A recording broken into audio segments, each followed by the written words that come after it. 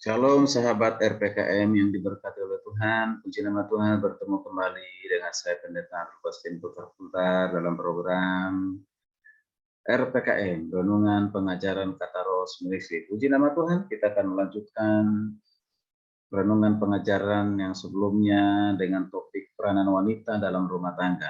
Peranan wanita dalam rumah tangga. Saya sudah sampaikan apa saja peranan wanita dalam rumah tangga dengan 3 sesi, maka kita lanjutkan di sesi yang keempat ini. Ya, saya mungkin mengingatkan kembali apa peranan wanita dalam rumah tangga. Sebagai istri, wanita sebagai seorang istri memiliki peranan, yaitu menjadi istri yang menghargai dan menghormati suaminya.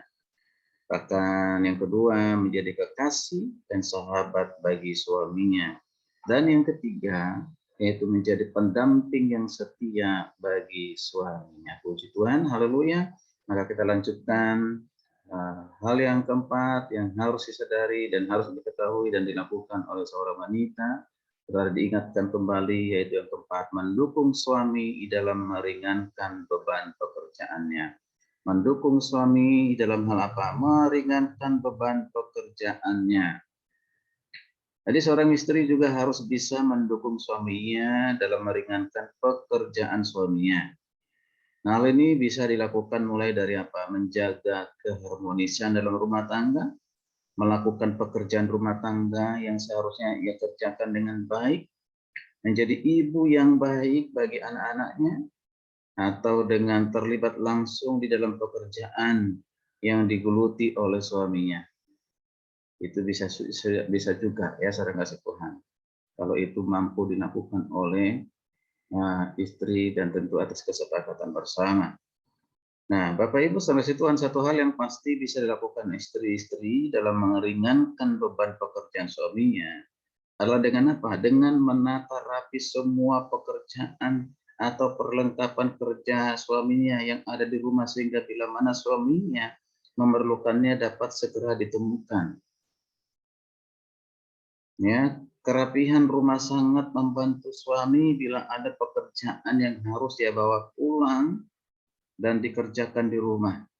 Seringkali mungkin suami kalau dikerja kantor, ya bisa saja membawa pekerjaan perlengkapan kantor ya untuk dilanjutkan di rumah.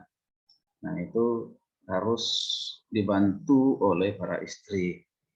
Nah, kita perhatikan bersama-sama ada beberapa hal yang tentu bisa dilakukan oleh istri. Istri yang menjadi wanita karir, terutama istri yang menjadi wanita karir. Kita perhatikan.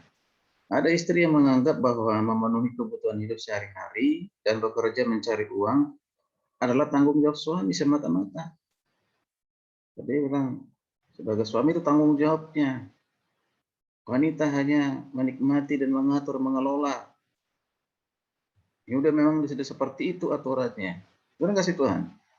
Oleh karena itu, sang istri tidak melakukan suatu apapun juga untuk apa? Membantu suaminya di dalam usahanya memenuhi kebutuhan keluarganya. Sementara keuangan mereka mungkin saat ini sedang morat-marit. Nampaknya inilah ada pendapat yang, kalau saya katakan bahwa inilah pendapat yang kurang bijaksana, bahwa kebutuhan rumah tangga itu hanya tanggung jawab suami. Itu pendapat yang kurang bijaksana. Nah, di dalam kenyataannya, saudara kasih Tuhan, peranan istri dalam membantu suaminya di dalam pekerjaan atau usaha banyak kita temui, khususnya bagi mereka yang berwira swasta, berusaha, ya. Tadi punya wirausaha, misalnya, yaitu membuka usaha sendiri. Bahkan ada istri-istri yang bekerja terpisah dari pekerjaan suaminya dan menjadi wanita karir. Hal ini tidak bertentangan dengan firman Tuhan, karena kitab Amsal juga menyatakan hal yang sama. Namun perlu kita ingat bahwa tugas utama wanita adalah menjadi istri, jadi ibu rumah tangga dan ibu bagi anak-anaknya. Jika tugas dan tanggung jawab utamanya sudah dilakukan dan tidak terganggu, sebaiknya ia juga mengevaluasi bagi keputusan yang mengatakan bahwa segala kebutuhan di rumah tangga hanya tanggung jawab suami. Coba kita perhatikan.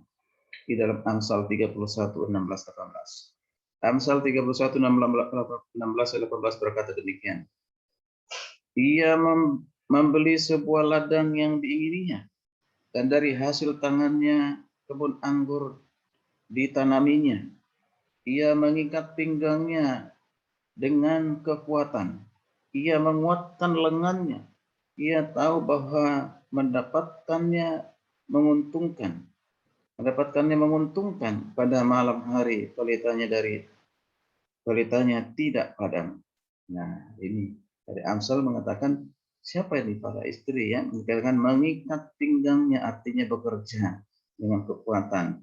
Agar dikatakan ia tahu bahwa pendapatannya menguntungkan. Nah, karena itu dianggap menguntungkan dan bisa membantu memenuhi kebutuhan rumah tangga, ataupun ini bisa membantu beban dari suami. Nah, itu bisa dilakukan secara kasih Tuhan, bekerja dengan tangan sendiri. Ya, luar biasa. Nah, secara kasih Tuhan itu yang pertama, istri yang menjadi wanita karir tetap harus tunduk kepada suami sekalipun pendapatanmu, gajimu lebih besar daripada suami. Dan juga berhentilah mengatakan bahwa kebutuhan dalam rumah tangga itu hanya tanggung jawab suami. Tidak, ya, bisa dilakukan bersama-sama. Hal yang berikut yang perlu kita pahami adalah jika suami adalah hamba Tuhan. Nah, ini dia. Jika suami adalah hamba Tuhan, ya, tentu kita perhatikan bahwa menjadi hamba Tuhan menuntut banyak dukungan dari anggota keluarga, khususnya istri. Maka dikatakan pelayanan suami itu tidak lepas dari dukungan para istri. Ya, kalau suaminya hamba Tuhan itu perlu dukungan, ya, dukungan. Nah, adapun bentuk dukungan yang dapat diberikan oleh istri adalah itu apa? Mendoakan suaminya di dalam pelayanan, ikut terlibat langsung di dalam pelayanannya, dan menjaga reputasi suami sebagai hamba Tuhan di depan jemaat, dan memberi teladan hidup yang baik dan tidak mendatangkan cemooh bagi pelayanan suaminya. Harus menjaga, menghargai, menghormati suaminya yang adalah hamba Tuhan, ya, di depan jemaat ataupun dimanapun itu, terutama dalam rumah tangga. Selain mendoakan harus tahu, ya, schedule atau jadwal dari suami itu apa saja kegiatannya dalam pelayanan, apa yang harus dilakukan dalam pelayanan, harus tahu. Mengapa perlu tahu? Nah, supaya apa? Didoakan, digumuli bersama-sama. Jadi jangan sampai tidak tahu suaminya apa yang kerjakan dilakukan hari ini. Kalau tidak tahu ya pasti tidak didoakan, ya, pasti tidak didukung. Nah, karena itu mari terima kasih Tuhan.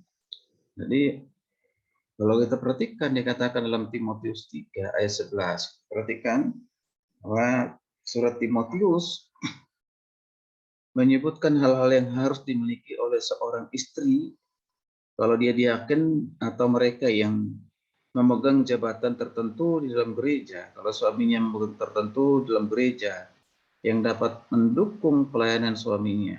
Dikatakan apa? Dalam 1 Timotius 3:11. Demikian pula istri-istri, hendaklah orang terhormat, jangan pemfitnah, hendaklah dapat menahan diri dan dapat dipercaya dalam segala hal. Luar biasa. Demikianlah pula istri-istri hendaklah apa? Menghormati suaminya, jangan sampai memfitnahnya. Hendaklah bisa menahan diri, menguasai diri, sabar, mempercayai suaminya dalam segala hal. Puji Tuhan. Ini yang keempat, yaitu harus mendampingi suami yang untuk meringankan beban pekerjaannya.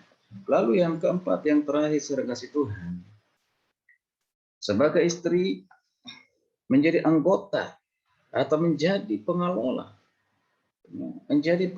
yang baik atas uang yang dipercayakan suaminya. Ini luar biasa, ya.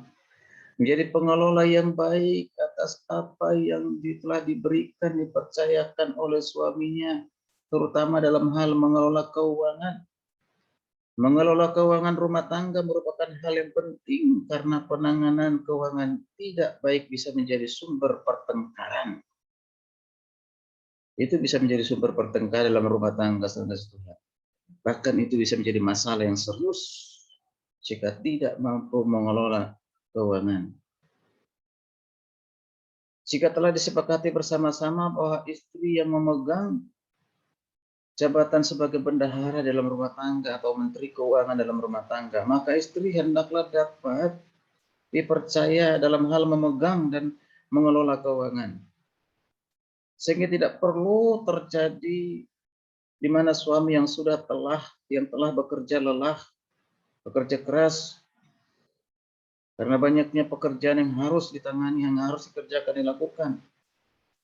Maka suami tidak perlu lagi terlibat dalam pengaturan keuangan, itu diserahkan sepenuhnya kepada istri. Nah, Bapak Ibu yang kasih Tuhan, pengaturan keuangan keluarga hanya karena istri tidak dapat mengelola atau tidak dapat dipercaya, itu bisa menjadi masalah yang serius. Sangatlah penting untuk membuat anggaran dan mencatat setiap pengeluaran, sehingga pemakaian uang dapat dipantau dengan baik, dapat digunakan tepat sasaran. Dengan adanya budget atau anggaran ini, kita dapat mengevaluasi kembali dan mengoreksi pengeluaran-pengeluaran yang mulai tidak terkendali. Jadi harus bisa mengelola, memberikan pengalokasian keuangan disesuaikan dengan pendapatan ataupun gaji suami. Ya, mana kebutuhan primer, sekunder itu harus dibutuhkan, harus bisa dibedakan. Utamakanlah kebutuhan yang primer, yang utama seorang Tuhan. Seorang istri yang bijak juga dapat menjadi penolong bagi suaminya dengan tidak menjerumuskan suaminya ke dalam ikatan hutang yang di luar kemampuan mereka untuk membayarnya ataupun ke dalam perbuatan curang lainnya karena ingin memenuhi tuntutan istri yang tidak tidak didapatkan. Mengapa? Karena tidak sepadan dengan keadaan keuangan ataupun mungkin karena istri seorang yang boros. Nah, hati-hati saudara itu. Jadi jangan memaksakan keinginan untuk memuaskan ego, padahal itu tidak perlu terlalu penting, tapi ada yang lebih penting yang lainnya. Itu yang harus diutamakan. Dan juga jangan boros. Di Amsal 21:20 dikatakan demikian. Harta yang indah dan minyak adalah kediaman orang bijak, tetapi orang bebal memboroskannya. Jangan sampai kita memboroskan harta atau uang yang dimiliki itu untuk hal-hal yang tidak jelas. Ya, boros, fungsi Tuhan. Kemudian katakan dalam Lukas 3:14, dan prajurit-prajurit bertanya juga kepadanya, dan kami apakah yang harus kami perbuat? Jawab Yohanes kepada mereka, jangan merampas, jangan memeras, dan cukuplah dirimu dengan gajimu. Cukupkanlah dirimu dengan gajimu. Supaya jangan saudara tergoda untuk menghalalkan segala cara untuk mendapatkan uang, mendapatkan hal-hal yang sifatnya kebutuhan rumah tangga. Jangan sampai menghalalkan segala cara, yaitu apa? Cukupkan, belajar mencukupkan apa yang ada pada kita. Ya, cukupkan apa yang ada pada kita. Nah, saudara Tuhan, di samping itu perlu diingat oleh istri-istri bahwa istri hanyalah berfungsi sebagai bendahara. Jangan sampai terjadi karena istri yang memegang uang, ia lalu menjadi penguasa dan mulai mengatur suami. Ia mulai menjadi kepala keluarga yang memutuskan segala sesuatu. Semua diputuskan sendiri tanpa berunding dengan suaminya. Malah kebutuhan dan keinginan suami ditekan dan sebagainya. Sehingga apa? Sehingga akhirnya sang suami mulai, kalau perhatikan, sang istri mulai menyunat ataupun mengurangi kebutuhan dari suaminya. ataupun mungkin ya menyunat gaji dan membuka kas kecil sendiri, ya disimpan diam-diam, ya ditabung diam-diam, atau ada keperluan-keperluan yang lain, ya dipinjamkan diam-diam gitu, tanpa kompromi, tanpa ngomong, tanpa berunding dengan suaminya. Koneksi Tuhan, ini akan terjadi apa? Yaitu bisa saja ini menjadi awal dari keretakan, ya, dalam rumah tangga kalau itu dilakukan. Jadi ini menjadi benih keretakan, sudah mulai ditabur, dan ini bisa menjadi masalah besar dalam rumah tangga jika tidak segera diselesaikan. Inilah peranan wanita dalam rumah tangga, Bapak Ibu kasih Tuhan, yaitu menjadi pengelola yang baik atas uang yang dipercayakan suaminya, pengelola yang baik, dan mendukung suami di dalam meringankan beban pekerjaannya. Ya, seorang hamba Tuhan atau seorang profesional tetap dukung dan segala. Puji Tuhan, kiranya renungan ini, pengajaran ini menjadi berkat bagi kita semua, secara khusus bagi para wanita, untuk mengingatkan kita melakukan tugas dan tanggung jawab kita. Haleluya. Jika firman Tuhan pengajaran ini menjadi berkat, silakan dibagikan pada orang lain sehingga lebih banyak lagi orang diberkati. Di like dan juga berikan respon supaya renungan atau program ini terus berlanjut. Jangan juga lupa di subscribe. Puji Tuhan, sampai bertemu di renungan berikutnya. Ikuti protokol kesehatan, tetap menjaga diri, mencuci tangan, jaga jarak, selalu pakai masker kemanapun selalu pergi. Anda sehat, keluarga sehat, Indonesia sehat. Shalom, Tuhan Yesus memberkati kita sekalian. Haleluya, amin.